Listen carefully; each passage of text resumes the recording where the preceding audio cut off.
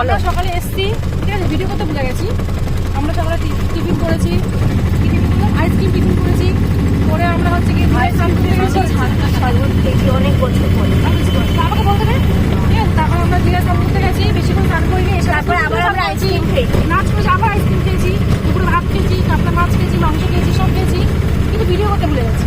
তারপরে এটাই হয় আমাদের সাথে। ভাবলাম একটু কিছু করবো, মধ্যে পুটির শরীর খারাপ ছিল, ভোজ ভোজ করে ঘুমিয়েছে অনেকক্ষণ টাইম, একদমই ভোজ ভোজ করে চাদর নিয়ে এসেছিল, বাড়ি থেকে চাদর নিয়ে এসেছে, কম্বল কত ভালো ভালো ব্ল্যাঙ্কেট ছিল, ও বাড়ি থেকে চাদর নিয়ে এসেছে। তারপরে আমরা ভিডিও করছি, মনে হচ্ছে একটা লাশ পড়ে রয়েছে মাঝখানে, পুরো হোটেলটা একদম। আর এই যে আমাদের সাথে ভূত যাচ্ছে, সাদা ভূত। নান নান বল, তুই কিছু বল।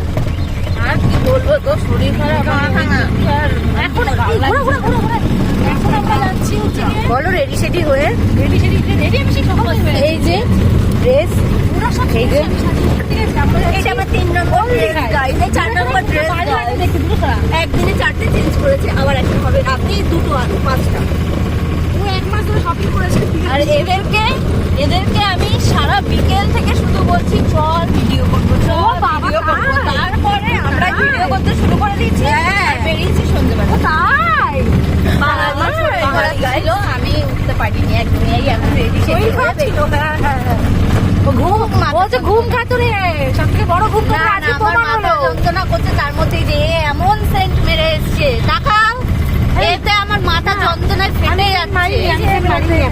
সকালে লাগিয়ে এই যে এই সেন্ট মেরেছে, আর আমরা সব অসুস্থ হয়ে যাচ্ছি। আর এমন ভিডিও করার জন্য এই রোগা মানুষটা, মোটা মানুষটার গায়ে পড়ে গেছে। আমার আজকে এই যে সোজা ভাতটা ছিল, আগে আমি কলকাতা যেতে পারতাম না, এটা এরকম ভাবে যেতে আমার ভিডিও দেখতে পাবে। হ্যাঁ, এর ভিডিওতে দেখতে পাবে। হ্যাঁ, যদি রিলসটা দেখতে চাও তাহলে অবশ্যই। খাবার আনতে যাচ্ছি, তাই তো? হ্যাঁ, পার্টি পার্টি হবে, কারণ হচ্ছে পিঙ্কিদির জন্মদিন, তাই পার্টি হবে।